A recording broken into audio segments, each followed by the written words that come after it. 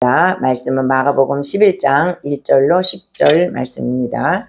마가복음 11장 1절로 10절. 제가 가진 성경은 73쪽입니다. 우리 다 찾으셨으면 교독하시겠습니다. 그들이 예루살렘에 가까이 와서 감람산 벳바게와 베다니에 이르렀을 때에 예수께서 제자 중 둘을 보내시며 이르시되 너희는 나를 말하러 가라. 그리로 들어가면 곧 아직 아무도 보지 않는 나귀가 그의 그것을 보니 끌고 오라. 만일 누가 너희에게 왜 이렇게 하느냐 묻거든 주가 쓰시겠다 하라. 그리하면 즉시 이리로 보내리라 하시니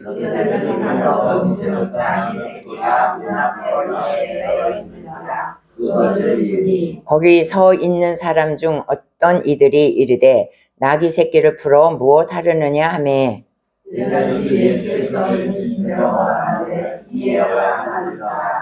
나귀 새끼를 예수께로 끌고 와서 자기들의 겉옷을 그 위에 얹어 놓음에 예수께서 타시니 많은 사람들은 자기들의 겉옷을 또 다른 이들은 그에서 나무가지를 길에 펴며 앞에서 가고 뒤에서 따르는 자들이 소리 지르되 호산나 찬송하리로다. 주의 이름으로 오시는 이여 찬송하리로다. 오는 우리 조상 다윗의 나라여 가장 높은 곳에서 호산나 하더라. 아멘. 할렐루야. 지금은 사순절 기간입니다. 여러분 다 아시겠지만 많이 묵상하시고 이제 기도하시기 바랍니다. 우리 옆 사람과 인사하시겠습니다. 나는 예수님과 함께 십자가에 못 박혔습니다. 나는 예수님과 함께 부활했습니다. 우리 갈보리 교회는 잘 됩니다. 아멘. 믿음대로 될지어다. 아멘. 오늘 여러분 예수님의 이름으로 축복합니다. 아멘. 말씀 보시겠습니다. 말씀은 이제 오늘 이 말씀은 이제 사순절 기간인데 예수님께서 예루살렘으로 입성하시는 그런 장면입니다. 예수님께서 여리고에 계시다가 예루살렘으로 입성을 하십니다.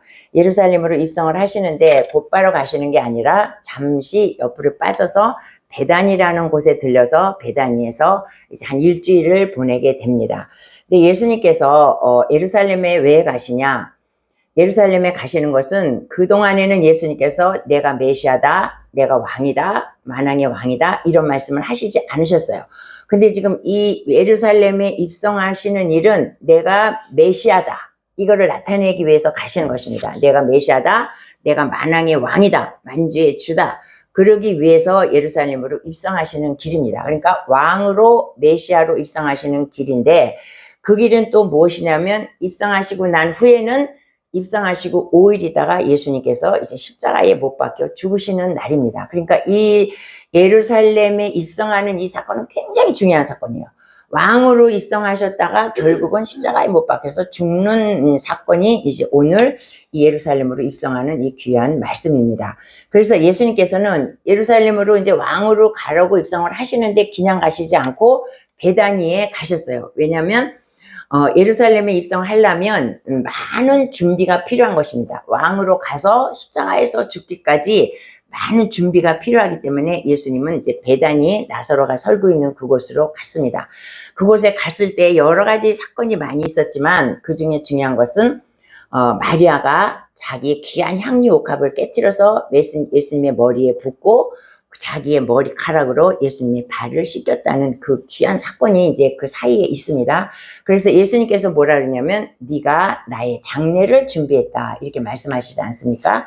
그래서 예수님은 장례를 준비하기 위해서 또 입성하기 위해서 일주일 동안을 그 베다니에 계시는 것입니다. 그런데 이제 예수님께서 예루살렘에 올라가시기 전에 제자들 둘을 불러서 오늘 본문의 말씀을 보면 너희 둘이 저 건너편 마을에 가라. 그러면 거기에 한 번도 타지 않은 나귀 새끼가 매어 있을 것인데 그것을 풀어서 나한테 끌고 와라 이래요. 그리고 만일 그건 왜 네 것도 아닌데 풀고 가냐? 그러면 주께서 쓰시겠다 하라. 이 말씀만 전해줍니다. 그래서 이 말씀을 우리가 자세히 보면 예수님은 왜 남의 집에 있는 그 낙이 어린 양 한 번도 타보지 않은 어린 새끼를 가지고 오라고 했을까? 그것은 예수님께서 그 나귀 새끼를 타고 입성하시려고 그 나귀를 가지고 오라고 하시는 것입니다. 그러니까 우리가 보면 만왕의 왕이고 메시아가 지금 예루살렘으로 들어가는데 조그만 나귀 새끼 썩어지도 않은 그런 걸 타고 가시는 거예요. 그러니까 개선 장군이 전쟁을 해서 이겨서 갈 때도 어떻게 해요? 흰 말을 타고 많은 부하들을 거리키고 아주 당당하게 걸어가는 이제 입성을 하는데 예수님은 나귀 새끼를 타고 왕이 메시아가 예루살렘으로 입성을 한다는 거예요. 너무 좀 웃기지 않습니까? 근데 이건 왜 그러냐? 그것은 예수님의 겸손을 나타내는 것입니다. 예수님은 왕으로 가시지만 너무 겸손하신 거야. 그래서 말도 타지 않고 한 번도 타보지 않은 어린 나귀 새끼를 많은 걸 타고 띠뚱띠뚱 하면서 예루살렘으로 왕으로 돌아가시는 것은 그만큼 예수님이 겸손하다는 것을 이제 말씀해주고 있는 것입니다. 근데 이제 왜 한 번도 타보지 않은 어린 나귀 새끼냐? 그것은 예수님께서 택하시고 쓰는 것은 어떤 것이냐? 아주 순수한 것, 아주 깨끗한 것, 새 것, 이것을 쓰신다는 거예요. 그러니까 아무도 타보지 않은 순수하고 깨끗한 어린 나귀를 타고 가신다는 것입니다. 그래서 이것은 우리에게 뭘 말해주냐면 하나님께서 우리를 쓰실 때 어떤 사람을 쓰시냐? 깨끗하고 순수하고 정결한 사람, 그런 사람을 쓰신다는 것이에요. 그러니까 우리가 뭐 많은 것을 가지고 있고 그런 것은 주님 앞에 아무것도 아니라는 거지. 그저 우리가 순수하게 주님 앞에 엎드리는 사람, 그런 사람을 쓰시겠다는 거예요. 그래서 우리가 다윗을 보면 다윗가 언제 왕의 기름 부음을 받습니까? 그가 어린 나이에 아버지의 양을 치고 있을 때 그때 기름 부음을, 왕의 기름 부음을 받아요. 그때 다윗은 어떤 상태였냐면 들에서 아버지의 양을 치고 있었어. 얼마나 열심히 쳤는지 몰라, 아버지의 양을.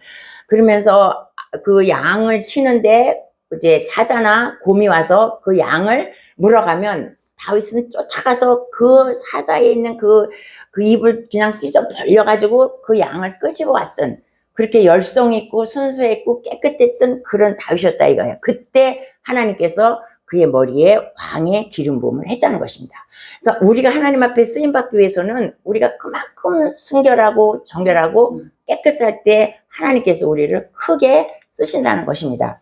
근데 이제 이 나귀를 이제 타고 갔다는 것은 참 우리가 이해할 수 없어. 왜 나귀를 타고 갔을까? 말 새끼도 되는데 왜 하필 나귀일까? 우리 스가랴서 9장 9절을 한번 보시겠습니다. 스가랴서 9장 9장 다 같이.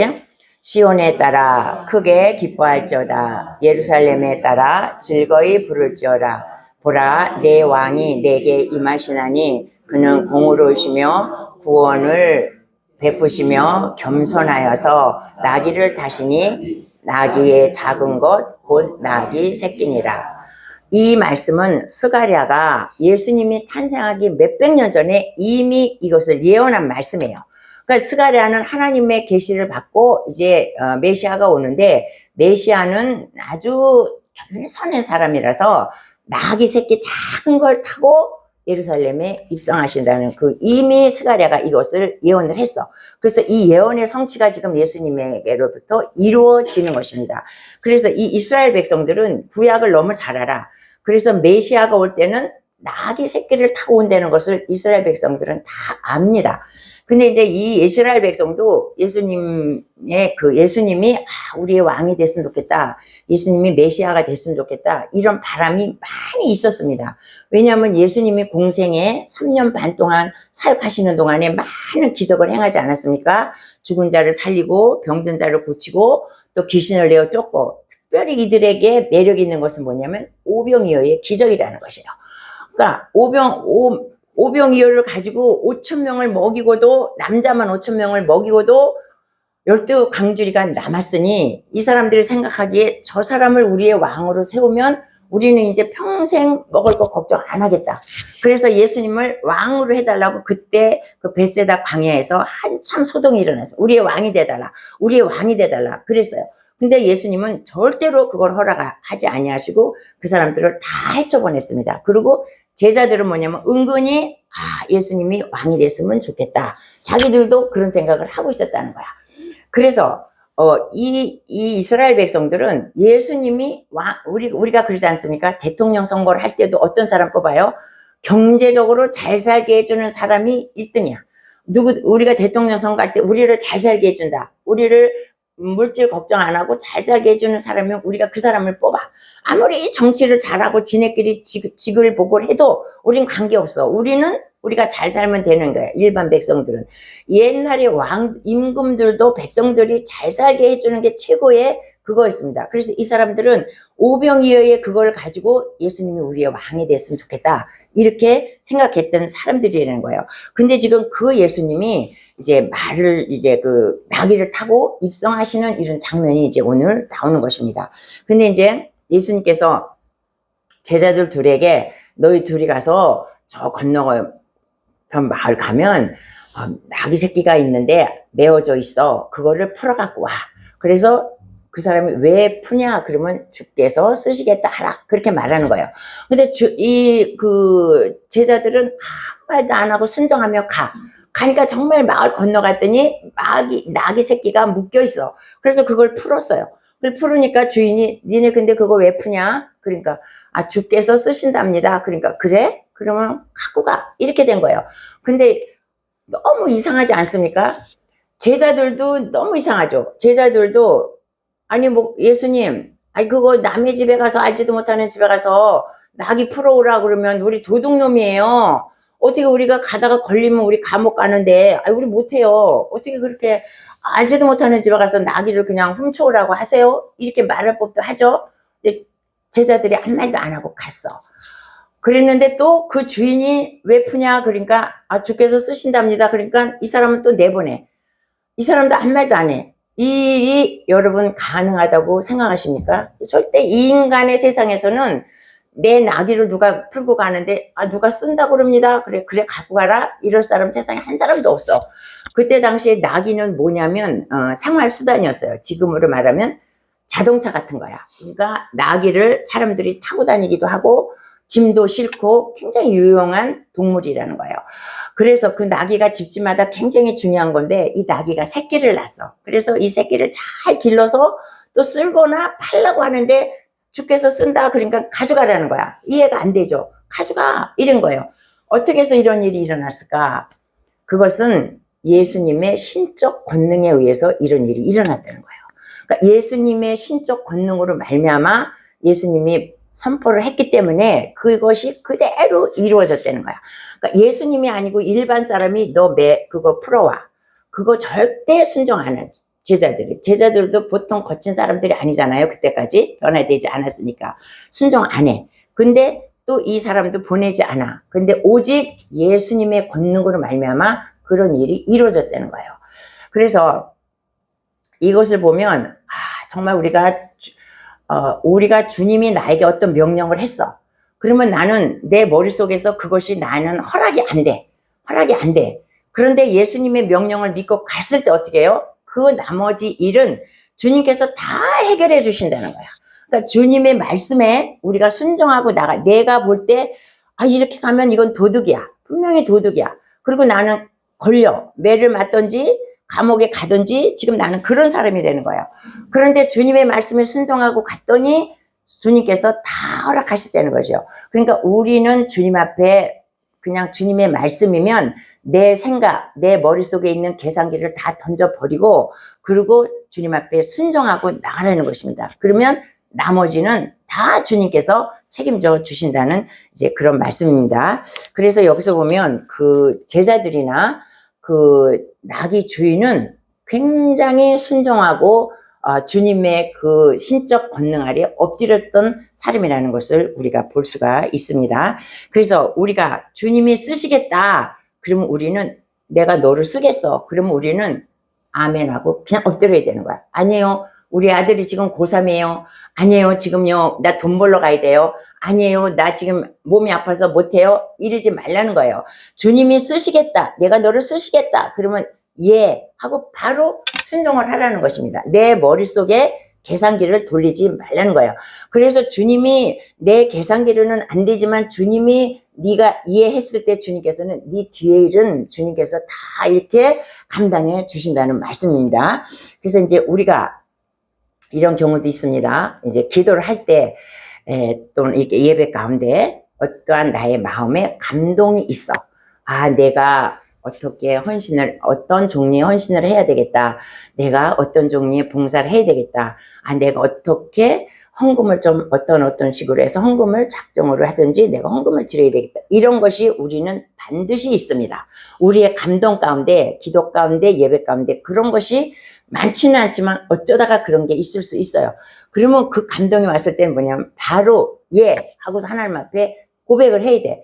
그러지 않고 감동이 왔는데 이제 집에 가서 이제 잘라고 생각하니까 아, 이건 머리로 계산하니까 그건 아닌 거야. 그리고 밤새도록 계산하다가 아침에 일어나니까 아, 그건 아직 나한테는 일러. 그건 아직 나 때가 아니야. 내가 하나님 앞에 서운한 것도 아니고 아무한테 입으로 띈 것도 아니고 이건 안 해도 돼. 그리고 우리가 이것을 하나님께서 주신 감동을 지나쳐 버릴 때가 한두 번이 아니라는 거예요. 아마 여러분도 그런 경험이 있을 거예요. 저도 그렇고 그래서 감동을 받았는데 생각해 보니까 아직 나는 그렇게 많은 헌금을 드릴 아직 난 돈이 없어. 이렇게 할 때가 많다는 거예요. 그러나 주님이 원하시는 것은 네가 감동받았을 때 예 하고 엎드리라는 것입니다. 아브라함이 100세 된 아들 이삭을 얻었어. 아브라함이 이삭을 얻어서 하나님 뭐라 그래요? 그 아들을 제단의 제물로 바쳐라 그래요. 근데 우리 생각에는 아니 하나님 인신 제사를 드리라는 것입니까? 이렇게 말하죠. 사람을 잡아서 내 새끼를 잡아서 하나님 앞에 드리라는 것입니까? 줄 때는 언제고 가져갈 때는 언제예요? 그리고 우리는 하나님 앞에 분명히 따져. 그런데 아브라함은 아닌 것이지. 네 아들을 제물로 바쳐라. 그랬을 때 아브라함이 예 그랬어요. 그리고 그 다음날 아들의 손을 잡고 모리아 산으로 갔죠. 모리아 산으로 가서 장작을 다 올려놨어. 태우려고. 그리고 그 후에 이제 아들만 올리면 타서 얘가 죽는 거예요. 번제가 되는 거예요. 근데 주님이 그 장작 올려놓고 얘를 죽이려고 칼을 딱 대는 순간 주님이 멈추라 하지 않습니까? 주님이 보시는 것은 이삭을 제물로 받는 것을 주님이 원하시는 것이 아니에요. 주님께서 원하시는 것은 뭐냐면 아브라함의 순종을 보기 위해서 그 아들을 바치라고 한 것입니다. 그러니까 우리가 여기서 주님의 뜻을 알아야 돼. 나는 이 아들이 아까워서 이 아들을 못 바치겠다고 하지만 하나님께서 원하시는 것은 이 아들이 아니라는 거예요. 하나님께서 원하시는 것은 나의 순종을 보시겠다는 것입니다. 근데 이제 아브라함은 거기에 합격을 하지 않았습니까? 그래서 아브라함 네가 정말 네 아들보다 나를 사랑하는구나. 하나님이 너무 기뻐하셨어. 그래서 아브라함에게 엄청난 복을 주신 것입니다. 그러니까 우리가 하나님 앞에 순종할 때는 하나님께서 우리에게 반드시 그 이상의 대가를 우리에게 치러주신다는 것입니다. 그러니까 내가 생각해서 뭐 이러고 내 계산기보다는 하나님의 계산기는 이루 말할 수 없는 계산기가 우리한테 엎어진다는 거예요.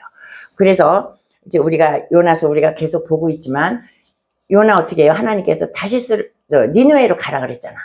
근데 계산기 돌려. 저 원수 나라에 가서 내가 복음을 증가하면 쟤네들이 구원받아. 쟤네들이 구원받는 건 난 죽어도 못 봐. 그러면서 다시스를 가지 않았습니까? 하나님의 명령에 불순종했을 때 어떻게 해요? 바다에 빠지고 물고기가 그를 삼켜서 3일 동안 죽을 고생을 하다가 나오지 않았습니까? 그러니까 하나님의 명령에 순종하는 자는 복을 받고 명령에 불순종하는 자 심판을 받는다는 것을 지금 말씀해주고 있는 것입니다.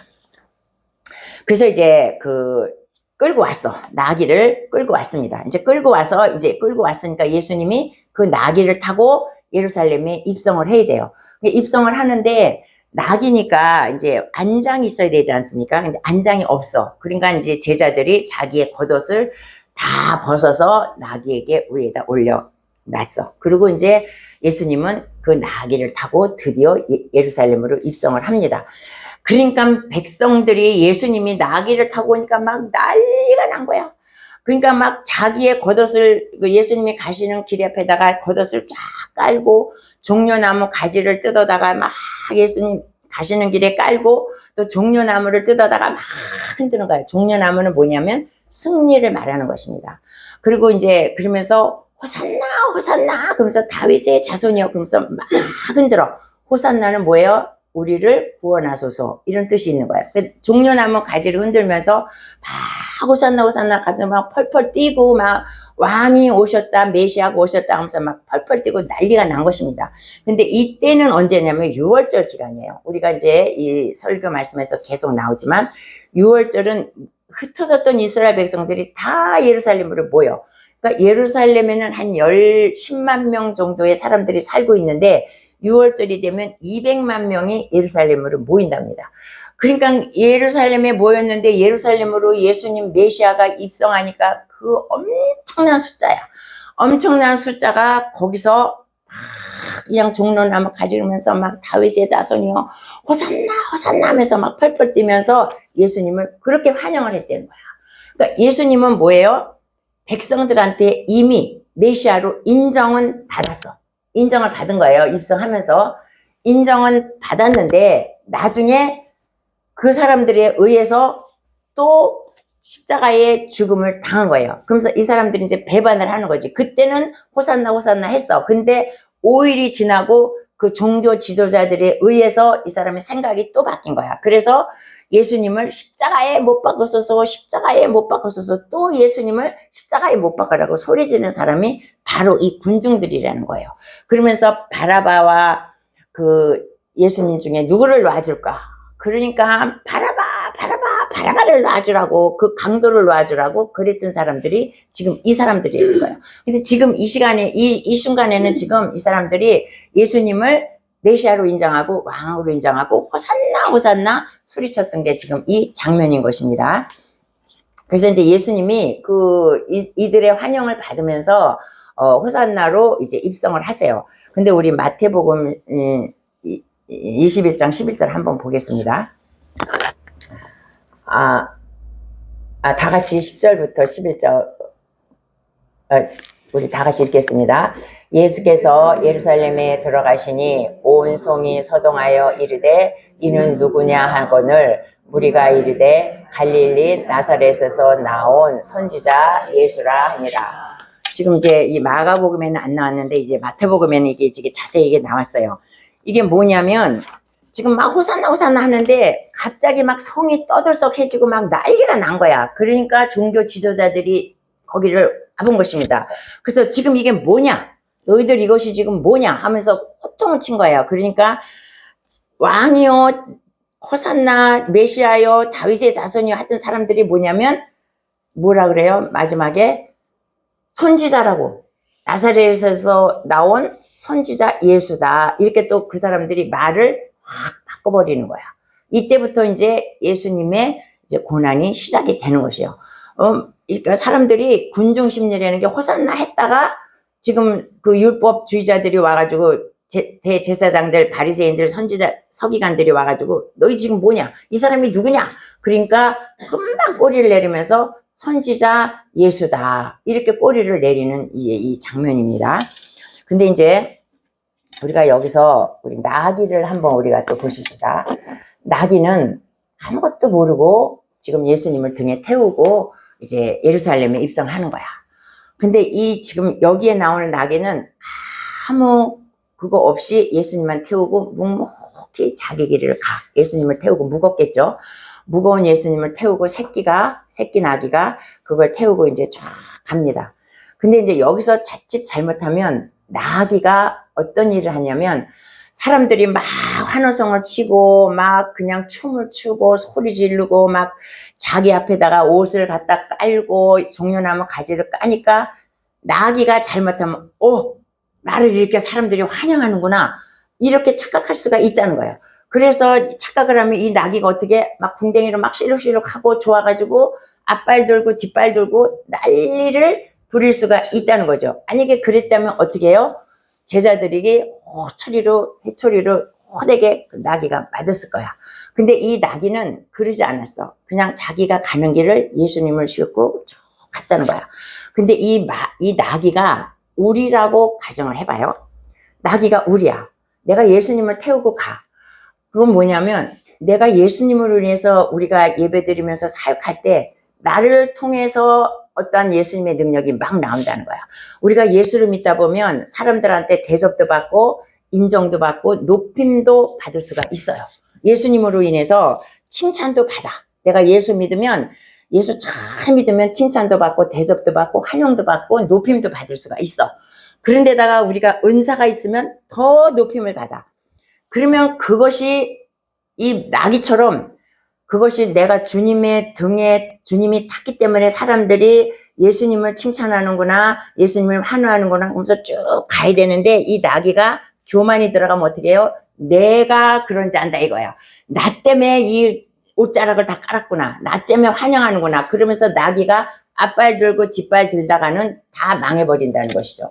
그래서 이 나귀가 우리일 수도 있다는 거야. 예수님을 우리는 등에 태우고 가. 그래서 우리가 예수를 믿으면서 많은 여러분들도 대접을 받을 수가 있습니다. 또 사역자들은 더 많은 대접을 받을 수가 있어. 그런데 내 능력이 어디서 나와? 나한테서 나와요? 예수님에게 나온다는 걸 우리는 잊지 말아야 돼. 그러니까 항상 우리가 말씀을 보다 보면 항상 그게 나온다는 거야.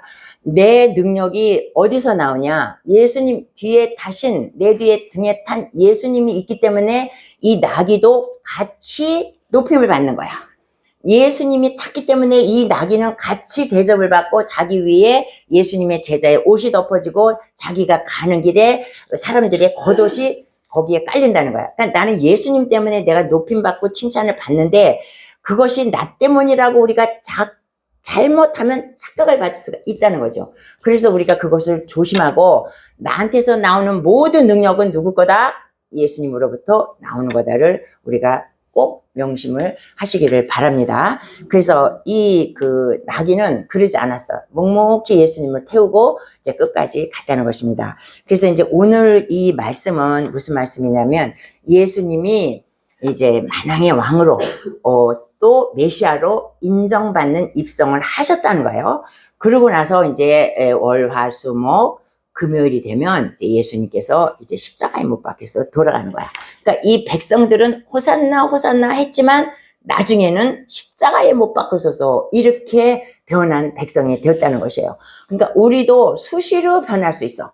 예수님에 대한 사랑과 무엇이 우리는 수시로 변할 수 있어. 그렇기 때문에 우리가 날마다 말씀 보고 기도하고 우리가 주님을 바라보게 됩니다.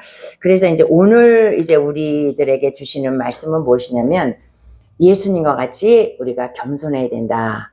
또 우리가 예수님의 제자나 그 나귀의 주인처럼 주께서 쓰시겠다 하면 항상 예 하고, 또 제자들처럼 너가 저 건너편에 가라 했을 때 내 계산으로는 맞지 않지만 내 계산기를 돌리지 말고 아멘 하고 가면 주님께서 다 책임져 주신다는 것을 오늘 우리 이제 말씀의 주제로 생각하시면 되겠습니다. 아멘.